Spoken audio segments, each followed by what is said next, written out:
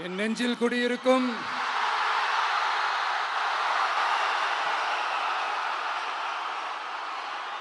திருநெல்வேலி மக்கள் உங்கள் அனைவருக்கும் என்னுடைய வணக்கம். வணக்கம் வணக்கம் வணக்கம் வணக்கம். எல்லாரும் எப்படி இருக்கீங்க?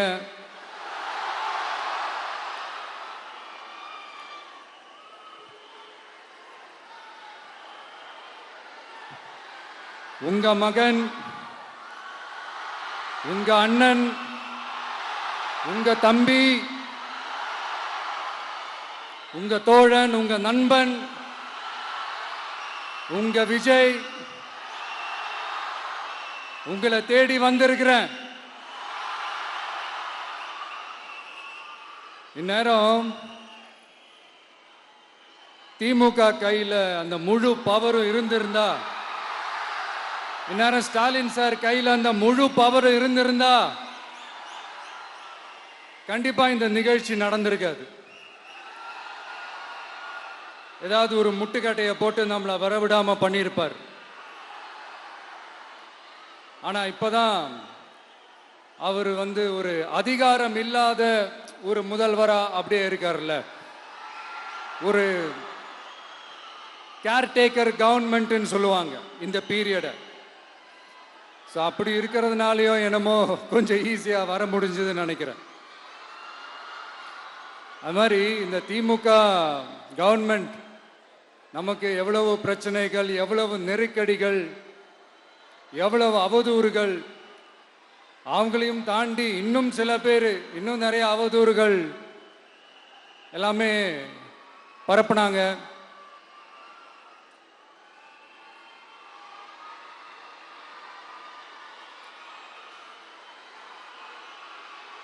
இந்த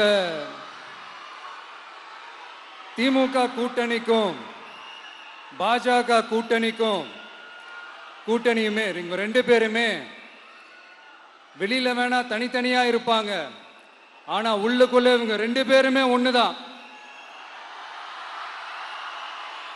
இவங்க ரெண்டு பேருக்குமே ஒரே நோக்கம்தான். அது என்ன நோக்கம் தெரியுமா? உங்களுக்காக நல்லது செய்ய, உங்களுக்காக உழைக்க, உங்களோட கூடவே நிக்க இந்த விஜய் வந்துடக்கூடாது. அதுதான் அவங்களுடைய அந்த நோக்கமே. ஏன்னா இந்த விஜய் வந்ததிலிருந்து அவங்க நிறைய இந்த ஊழல்லாம் செஞ்சுக்கிட்டு இருந்தாங்கல்ல, ஒரு லிஸ்ட் போட்டு சொன்னல, அதெல்லாம் அவங்களால செய்ய முடியாம போச்சு. எல்லாத்துலயும் மண்ணு விழுந்துருச்சு. அதனால செம்ம கோபத்தில் இருக்கிறாங்க என் மேல. அதே மாதிரி அடுத்து ஆட்சிக்கு வர முடியாத ஒரு சூழ்நிலைய மக்களே நீங்களே ஆல்ரெடி உருவாக்கிட்டீங்க. இந்த கூட்டணி கணக்கு, அந்த கணக்கு, இந்த கணக்கு எதுவுமே எடுபடல. இந்த அரித்மேட்டிக் கணக்கு, மேத்தமேட்டிக்ஸ் கணக்கு எல்லாமே மண்ணுக்குள்ள புதைச்சிட்டீங்க.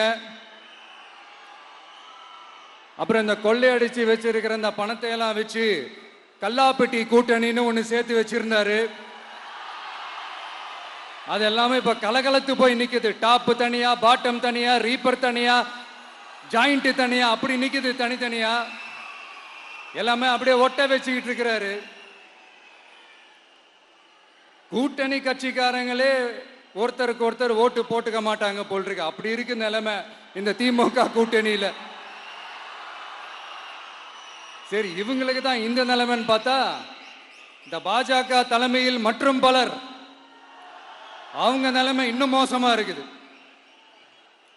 அதனால மக்களே, இந்த திமுகவோட நேரடி கூட்டணிக்கும் மறைமுக கூட்டணிக்கும் நம்ம மேல காண்டு.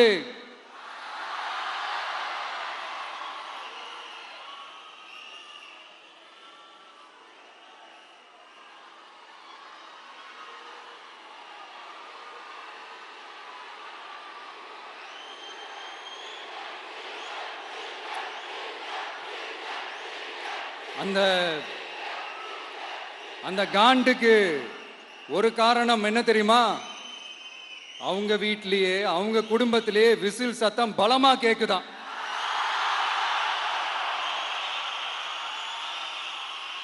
அடுத்த காண்டு அது இந்த சில சில பல கோடிகளை கொடுத்து நம்ம தமிழ்நாட்டு காங்கிரஸை பையில போட்டுக்கிட்டாங்க. யாரு? ஸ்டாலின் சார். ஆனா உண்மையான காங்கிரஸ் யாரு பக்கம் நிக்குது? நம்ம பக்கம் நிக்குது. சிறுபான்மை மக்களோட அந்த திமுக சாயம் வெளுத்து போச்சே. இந்த விஜய் என்னடானா மதச்சார்பற்ற கொள்கையோட உண்மையான ஒரு முகமா இருக்கிறானே. இந்த சிறுபான்மை மக்கள் வேற இந்த விஜய் பக்கம் தானே நிக்கிறாங்க அப்படின்ட்டு இந்த திமுகவுக்கும் பாஜகவுக்கும் என் மேல காண்டோ காண்டு. அதுக்காக நாம் என்ன செய்ய முடியும்? இந்த 33 வருஷமா ஒவ்வொரு வீட்டுக்குள்ளேயும் ஒவ்வொரு மனசுக்குள்ளேயும் போறதுக்கு நாம் பட்ட பாடு எனக்கு தானே தெரியும். அதனாலதான் நான் முன்னாடியே சொன்ன மாதிரி கட்சி ஆரம்பிச்சுட்டு ஒவ்வொரு வீட்டுக்குள்ளேயும் நான் போல, ஒவ்வொரு வீட்டுக்குள்ளேயும் போனதுக்கு அப்புறம் தான் கட்சியாவே ஆரம்பிச்சிருக்கிறேன்.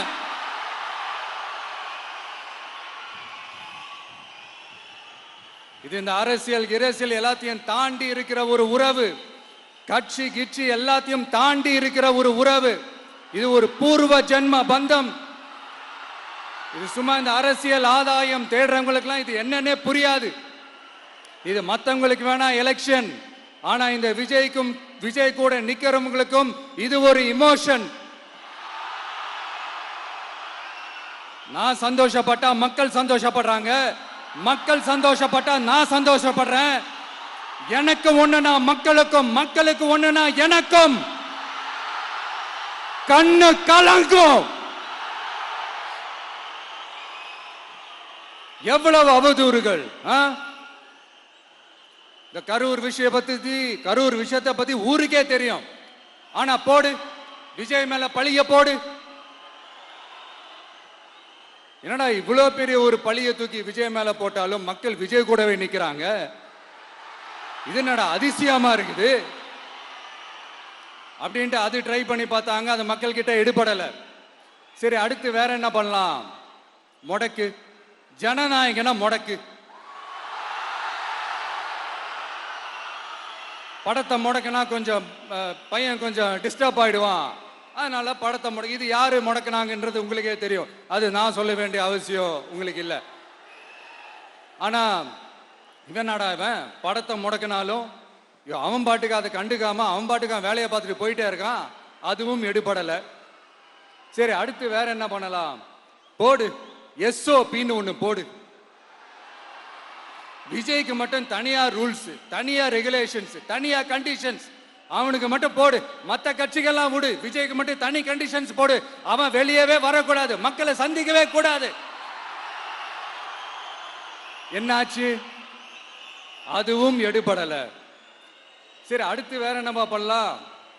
நம்மளை சுத்தி இருக்கிறவங்களை வச்சு, அதாவது இத்தனை வருஷமா வெயிட் பண்ணி இப்போ எலெக்ஷனுக்கு 30 நாளைக்கு முன்னாடி கரெக்டா அந்த டைம் பார்த்து ஒரு அவதூறு பரப்ப வேண்டியது. அது என்னன்னு உங்களுக்கே தெரியும். அதுவும் மக்கள் கிட்ட எடுபடல. அது மாதிரி எத்தனை சோதனைகள், எத்தனை வேதனைகள் நீங்க கொடுத்தாலும் இந்த திமுக நாளையோ இல்ல இந்த பாஜக நாளையோ இல்ல இந்த மற்ற பலர் நாளையோ இல்ல எந்த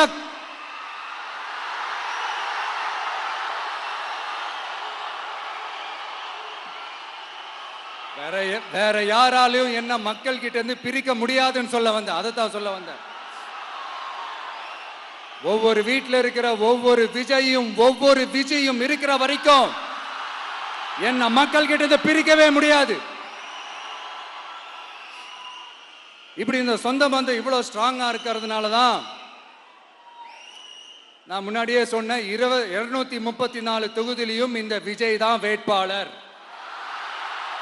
அப்படின்னு தான் அதை நான் செஞ்சிருக்கிறேன். ஏன்னா நம்மளுடைய வேட்பாளர்கள் யாரும் டாட்டாவோ பிர்லாவோ அம்பானியோ அதானியோ கிடையாது. நம்ம வீட்டில் இருக்கிறவர், நம்ம குடும்பத்தில் இருக்கிற ஒருத்தரை தான் நான் வேட்பாளராக செலக்ட் பண்ணியிருக்கிறேன். அப்படி செலக்ட் பண்ணி தான் உங்ககிட்ட நான் ஒப்படைச்சிருக்கிறேன். அதனால அந்த வேட்பாளர் வேற, இந்த விஜய் வேற அப்படின்னு நினைச்சிடாதீங்க. இந்த விஜய் தான் வேட்பாளர், அந்த வேட்பாளர் தான் விஜய்.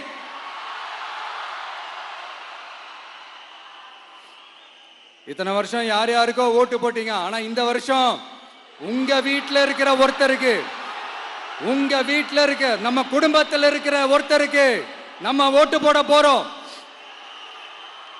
அந்த வேட்பாளர்களுக்கு நீங்க ஓட்டு போடுறது நமக்கு நாமளே ஓட்டு போட்டுக்கிற மாதிரி. அந்த வேட்பாளர் ஜெயிச்சா நாம ஜெயிச்ச மாதிரி. இப்படிப்பட்ட ஒரு எமோஷனலான ஒரு எலெக்ஷனை தமிழ்நாடு இல்ல, இந்தியாவே பார்த்திருக்காது. இது நீங்க எவ்ரி 5 years வர ஒரு எலெக்ஷன் மாதிரி இதை நினைச்சிடாதீங்க. இது வேற, இது ஒரு அதிசய எலெக்ஷன். 50 வருஷத்துக்கு ஒரு வாட்டி நடக்கிற ஒரு எலெக்ஷன் மாதிரி. அதனால அந்த சான்ஸை மிஸ் பண்ணிடாதீங்க மக்களே. ஒரு காமராஜர் தானா, ஒரு அண்ணா தானா, ஒரு எம்ஜிஆர் தானா நம்ம தமிழ்நாட்டுக்கு? அவங்கள மாதிரி வேற யாருமே வந்துட மாட்டாங்களா அப்படின்னு நீங்க ஏங்கினது எனக்கு தெரியும். அத மனசுல வச்சுக்கிட்டு தான் நம்ம டிவிக்கே வந்திருக்கிறோம். நம்ம டிவிக்கே யார் யார் மாதிரி எல்லாம் உழைக்கும் சொல்லவா? ஐயா முத்துராமலிங்க தேவர் மாதிரி, ஐயா வீரன் சுந்தரலிங்கம் மாதிரி, ஐயா வாவுசி மாதிரி, ஐயா அழகு முத்துக்கோன் மாதிரி, ஐயா கட்டபொம்மன் மாதிரி, ஐயா ஒண்டி வீரன் மாதிரி, ஐயா குரூஸ் பெர்னாண்டஸ் மாதிரி மாதிரி ஒட்டுமொத்த தமிழ்நாட்டு மண்ணுக்கும் உழைக்கும், உழைச்சிக்கிட்டே இருக்கும். இந்த எலெக்ஷன்ல நம்ம டிவிக்கு ஆட்சி அமைஞ்சா அதென்ன அமைஞ்சா அமைக்கிறோம். எப்படி அமைக்கிறோம்? நம்ம டிவிக்கு ஆட்சி அமைஞ்ச உடனே பெண்கள், இளைஞர்கள் எல்லாருமே நல்லா இருப்போம், நல்லா இருப்போம், நல்லா இருப்போம். விவசாயிகள், மீனவர்கள், உழைக்கிற மக்கள் எல்லாருமே நல்லா இருப்போம், நல்லா இருப்போம், நல்லா இருப்போம். இன்னும் பல வருஷத்துக்கு நம்மளுடைய குடும்பங்கள், நம்மளுடைய சந்ததிகள், நம்மளுடைய தலைமுறைகள் எல்லாருமே நல்லா இருப்போம், நல்லா இருப்போம், நல்லா இருப்போம். அதனாலதான் மீண்டும் மீண்டும் சொல்றேன், வேற யாருக்காவது ஓட்டு போட்டு உங்க ஓட்டை வேஸ்ட் பண்ணிடாதீங்க. அதனாலதான் பார்த்து பார்த்து உங்களுக்கான வாக்குறுதிகளை நாம அதை அறிவிச்சிட்டு இருக்கிறோம். சொல்லாதத, செய்ய முடியாததெல்லாம் சொல்லவே மாட்டோம். அதுல ரொம்ப உறுதியா இருக்கிறோம். சொல்லாததை செய்வோம், அது வேற விஷயம். ஆனா செய்யறத மட்டும் தான் சொல்லுவோம். யங்ஸ்டர்ஸ், விவசாயிகள், மீனவர்கள், இந்த மாதிரி பல திட்டங்கள் இருக்கு, எல்லாத்தையுமே நிறைவேற்றுவோம். இந்த விஜய் அதை சாத்தியமாக்கி காட்டுவான். இதை நான் ஏன் இவ்வளவு ஸ்ட்ராங்கா சொல்றேன் அப்படின்னா, மக்கள் பணத்திலிருந்து ஒரு பைசா கூட தொட வேண்டிய அவசியமே எனக்கு இல்லை. உங்களுக்கு புரியுதுங்களா? உங்களுக்கு மக்களுக்கு தப்பே நடக்காது, தப்பே நடக்க விட மாட்டேன். இப்ப நான் சொன்னேன்ல, மக்கள் காசுல இருந்து ஒரு பைசா கூட தொட மாட்டேன்னு. அத இப்ப ஆண்டுகிட்டு இருக்கிறவங்க, இதுக்கு முன்னாடி ஆண்டவங்க தில்லா சொல்ல முடியுமா? என்னை எதிர்த்துட்டு இருக்கிறவங்களால தில்லா, கட்ஸா, கெத்தா இத சொல்ல முடியுமா? நீங்க ஒழுங்கா ஆட்சி நடத்திருந்தா பெண்கள் பாதுகாப்பு ஏன் இவ்வளவு மோசமா இருக்குது? இளைஞர்களுக்கு ஏன் வேலை வாய்ப்பு இல்லாம போச்சு? போதைப் பொருள் கலாச்சாரம் ஏன் அதிகமா இருக்கு? சட்டம் ஒழுங்கு ஏன் சரியா இல்ல? வன்முறை ஏன் தலைவரிச்சு ஆறுது? இதுக்கு உங்களால பதில் சொல்ல முடியுமா ஸ்டாலின் சார்? பதில் சொல்ல தகுதி இருக்கான்னு தான் கேட்டிருக்கணும். ஆனா கொஞ்சம் நாகரிகம் கருதி அப்படி வேணான்னு பாக்குறேன். 2-2.5 வயசு குழந்தைய துள்ள துடிக்க உங்க திமுக நிர்வாகி ஒருத்தன் கொன்னான, அதுக்கு என்ன பதில் சொல்ல போறீங்க? விளாத்திக்குளம் பக்கத்துல +2 படிக்கிற ஒரு பொண்ணு டாய்லெட் வசதி சரியா இல்லாம ஒரு அவசரத்துக்கு காட்டு பக்கம் போய் ஒதுங்கினாங்களே, என்னாச்சு? இந்த உலகத்தை விட்டே போயிட்டாங்க. அதுக்கு என்ன பதில் சொல்ல போறீங்க? இந்த பிள்ளைங்களை உங்களால திருப்பி கொடுக்க முடியுமா சார்? 5 வருஷமா போலீஸ் டிபார்ட்மெண்ட்டை கையில வச்சுக்கிட்டு என்ன சார் பண்ணீங்க? பொம்மைகள் மாதிரி வச்சு விளையாடிட்டு இருந்தீங்களா? ஒரு மனசாட்சின்றது வேணாம். நாங்குநேரி பிரச்சனையை பத்தி பேசினா அது போதையில நடந்துச்சான், போதை பொருட்கள்னால அது நடந்துச்சான். பெரிய கண்டுபிடிப்பு எங்களுக்கு தெரியாது பாரு, அது எங்களுக்கும் தெரியும் உங்களுக்கும் தெரியும். கேள்வி அது இல்ல, அதை ஏன் தடுக்கலன்றதுதான் எங்களுடைய கேள்வி. இது மட்டுமா? மணலை திருடுறாங்க, மண்ணை திருடுறாங்க, மலைகளை முழுங்குறாங்க, சட்டவிரோதமாக கல்குவாரி நடத்துறாங்க, மணல் மாஃபியா அது ஒரு பக்கம் நடந்துகிட்டு போகுது. இன்னொரு பக்கம் மினிஸ்டர்ஸ் கொள்ளையடிக்கிறாங்க, இன்னொரு பக்கம் குடும்பமா சேர்ந்து கொள்ளையடிக்கிறாங்க.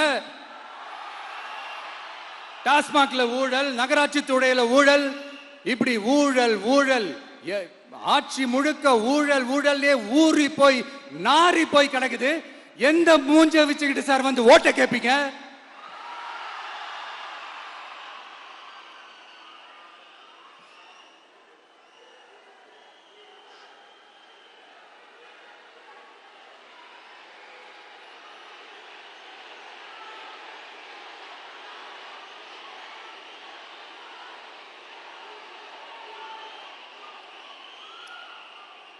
இந்த எலெக்ஷன் சும்மா உங்க பணத்தை எல்லாம் வச்சுக்கிட்டு ஒன்னும் கிழிக்க முடியாது. உங்க பணத்தை எல்லாம் வச்சு மக்கள் எல்லாம் விலைக்கு வாங்கவே முடியாது. இது ஒரு மாற்றத்திற்கான ஒரு எலெக்ஷன். ஒட்டுமொத்த தமிழ்நாட்டு மக்களும் அந்த மாற்றத்தை கொண்டு வர போற அந்த எலெக்ஷன். இது உங்களாலேயோ இல்ல அந்த மற்றும் பலர்னாலேயோ ஒன்னும் தடுக்க முடியாது. அதனால மக்களே, ஏப்ரல் 23ஆம் தேதி காலையில சும்மா பக்காவா ரெடி ஆயிட்டு வீட்டில் இருக்கிற சாமியெல்லாம் கும்பிட்டுட்டு உங்க ஓட்டர் ஐடி கார்டை கையில் எடுத்துக்கிட்டு முதல்ல பூத்துல போய் நின்று அந்த விசில் சின்னத்துக்கு நேரா இருக்கிற அந்த பட்டனை ஒரு அழுத்துங்க. இது ஒரு தலைமுறைக்கான ஒரு தேர்தல், உங்களுக்கான தேர்தல். எப்பேற்பட்ட வசதியான வாழ்க்கையா இருந்தாலும் எல்லாத்தையும் தூக்கி எறிஞ்சது உங்களுக்காக மட்டுமே வந்திருக்கிறேன். உங்களுக்காக நன்றி கடன் செலுத்துறதுக்காக மட்டுமே வந்திருக்கிறேன். அத்தனை வழிகளையும் தாங்கிக்கிட்டு உங்களுக்காக மட்டுமே வந்திருக்கிறேன். ஒரு நாளும் பொய் சொல்லி உங்களை நான் ஏமாத்தவே மாட்டேன். இந்த 4 முனை போட்டி, 40 முனை போட்டி, எத்தனை முனை போட்டின்னு எத்தனை உருட்டினாலும் இங்க 2 முனை போட்டி மட்டும்தான். ஒண்ணு, இன்னொன்னு எஸ், ஒன்னு டிவிகே, இன்னொன்னு டிஎம்கே. மக்கள் விரோத ஆட்சி நடத்துற ஸ்டாலின் சார் வேணுமா? மக்களை நேசிக்கிற உங்க விஜய் வேணுமா? அவ்வளவுதான் இந்த எலெக்ஷன். அதனால உங்க மகனுக்கு, உங்க அண்ணனுக்கு, உங்க தம்பிக்கு, உங்க பிள்ளைக்கு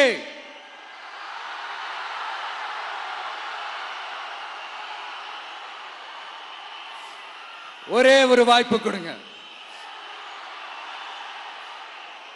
தயவு செஞ்சு விசில் சின்னத்துக்கு ஓட்டு போடுங்க. இது ஒரு விசில் புரட்சி தேர்தலா இருக்கணும். நான் தன்னந்த நீயாளு, நீ நம்ம அப்பாரு, கொஞ்சம் நவந்தனா இங்க 8 கோடி பேரு, மிரல போது ஸ்டேட்டு நம்ம விசில் சத்தம் கேட்டு, நல்ல வங்க வாழ இங்க விசில் கடி ஓட்டே. கடைசி நம்பிக்கை மக்களை தேடி வருது, அதை இறுக்கி புடிச்சு ஒரு வரலாறு எழுது. உங்க விஜய்,